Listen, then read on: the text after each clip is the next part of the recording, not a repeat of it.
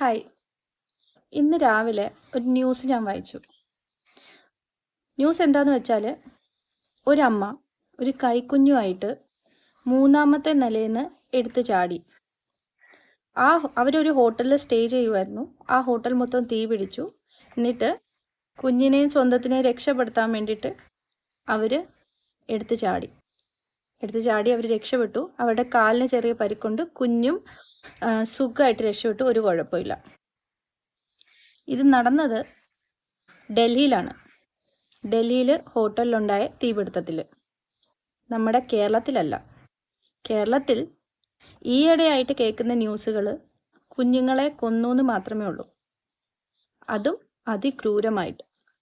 അപ്പോൾ ഈ ഒരു ന്യൂസ് കണ്ടപ്പോൾ ഉണ്ടല്ലോ, മനസ്സിൽ വന്നതെന്ന് വെച്ചാൽ അമ്മ എന്നൊരു വാക്കുണ്ടല്ലോ, അതിൻ്റെ ഇമ്പോർട്ടൻസ് പോയിട്ടില്ലെന്നാണ്. എവിടെയോ എന്തോ പ്രശ്നമില്ലേ, എന്തോ കറക്റ്റ് ആക്കാനില്ലേ അല്ലേ? ചിലയിടത്ത് മയക്കുമരുന്ന്,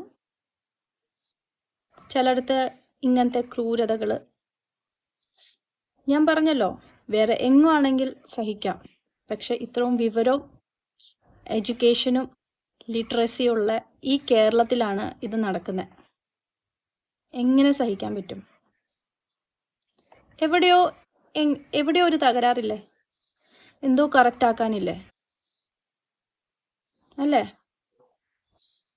ഒന്ന് ആലോചിച്ചിട്ട് പറയണേ.